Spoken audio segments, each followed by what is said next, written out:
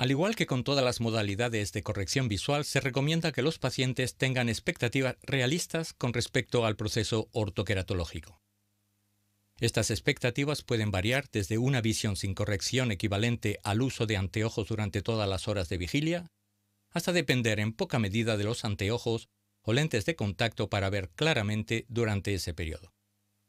Es importante hacer que los pacientes tomen conciencia de que una expectativa realista de los resultados con la ortoqueratología dependerá de sus características oculares, como por ejemplo la refracción con anteojos y sus exigencias específicas en materia de corrección.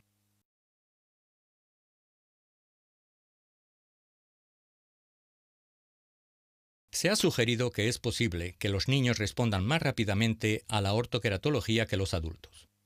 Los estudios preliminares y la información anecdótica indican que la ortoqueratología podría actuar de manera de retrasar el crecimiento de la miopía en niños y adolescentes. Es necesario realizar estudios adicionales para confirmar este efecto positivo. La libertad de no tener que utilizar elementos de corrección visual, tales como lentes de contacto y anteojos, resulta una ventaja particular para la gente activa y quienes trabajan en ámbitos con polvo, humedad o aire acondicionado.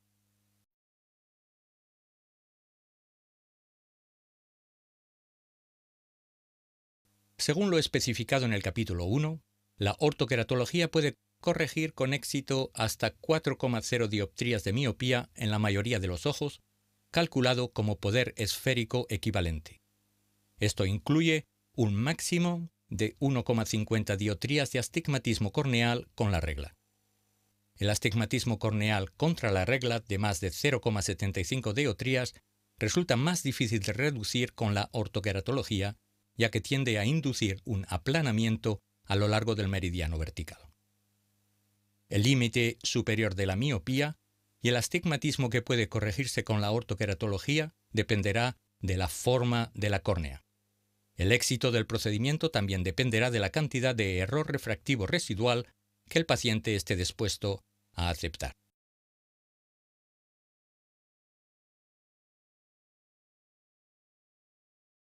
La forma natural de la córnea no es esférica. La mayoría son aplanadas del centro hacia la periferia. El cambio de la forma en el área central es gradual y puede aproximarse a una curva esférica. Sin embargo, este cambio de forma se hace más pronunciado hacia la periferia media y, al igual que todas las características individuales, la modificación que experimenta la córnea es mayor en algunas personas que en otras.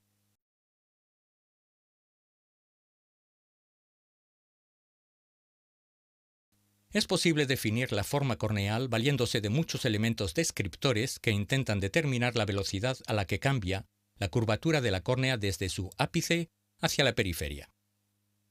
Los utilizados más frecuentemente son radio apical de curvatura, R0, excentricidad, E al cuadrado, factor relativo a la forma, P, y la condición de asférico, Q.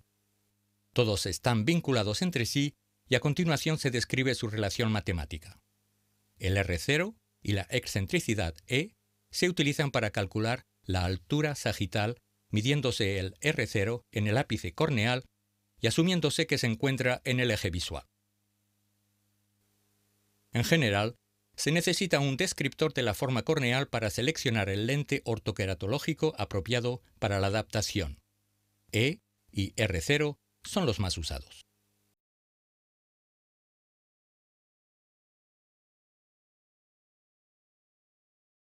Diversos videoqueratoscopios computarizados o topógrafos corneales proporcionan elementos descriptores de la forma corneal.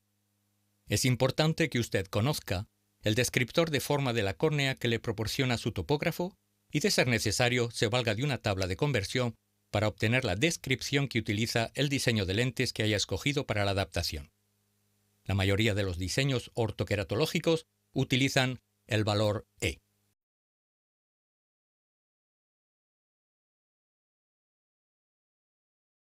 La forma de la córnea puede describirse como una sección cónica equivalente a un círculo, una elipse oblata o una elipse prolata.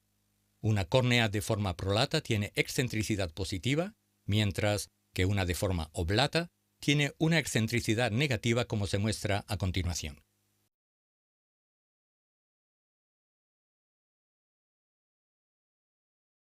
La mayoría de las córneas son elípticas prolatas, en cuyo caso la curva de la córnea es más cerrada en la zona central y se aplana progresivamente hacia la periferia.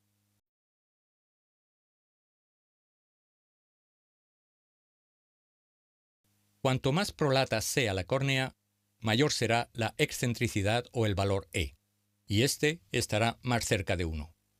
Cuanto mayor sea el valor E, más rápidamente se aplanará la córnea hacia la periferia y mayor será el potencial de aplanar la curvatura central de la córnea para reducir la miopía.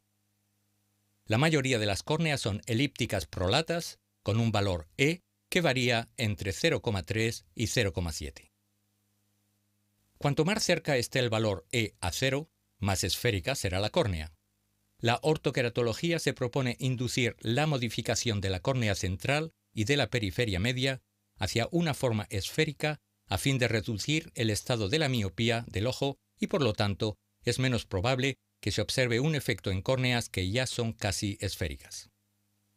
Los pacientes que antes usaban lentes GP o PMMA están dentro de esta categoría y es posible que no sea una opción realista detener el uso de esos lentes por un periodo considerable de tiempo para permitir la recuperación de la córnea antes de comenzar el procedimiento de adaptación ortoqueratológico.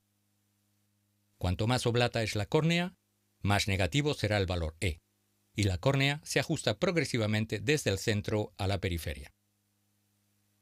La ortoqueratología tendrá un efecto mínimo en la alteración de esta forma corneal.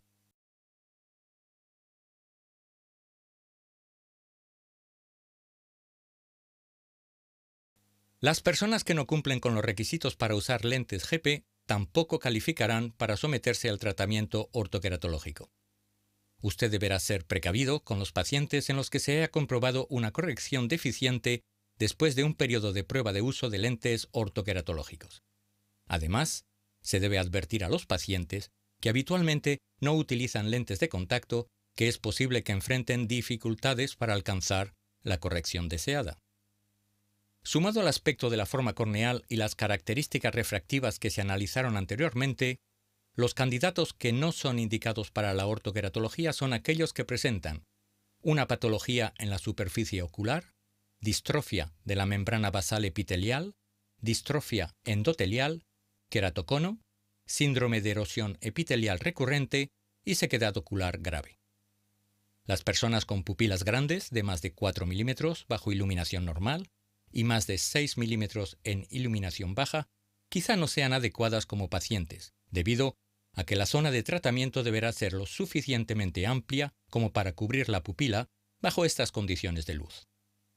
La eficacia de la ortoqueratología se reduce en los casos de astigmatismo interno o lenticular significativo, cuando no se predice el componente de astigmatismo de la refracción subjetiva por la cantidad de astigmatismo corneal. Además, el astigmatismo corneal de limbo a limbo tendrá como resultado un procedimiento ortoqueratológico menos eficaz. Se deben tomar precauciones en los casos en que la proporción del valor esférico sea menor de 1,0 con respecto al cilindro.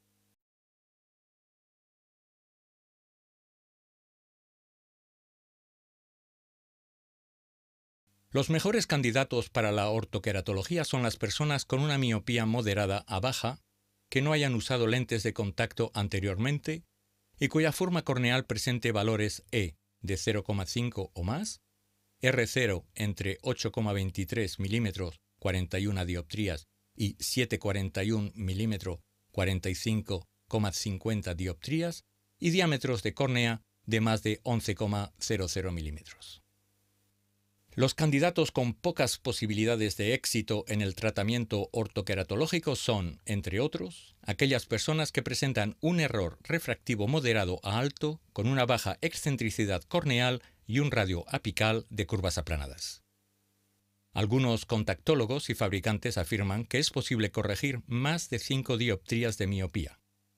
Para alcanzar este nivel de corrección, se necesitaría un diámetro grande de la córnea con un radio de curvatura cerrado y un alto valor E, además de una pequeña zona de tratamiento.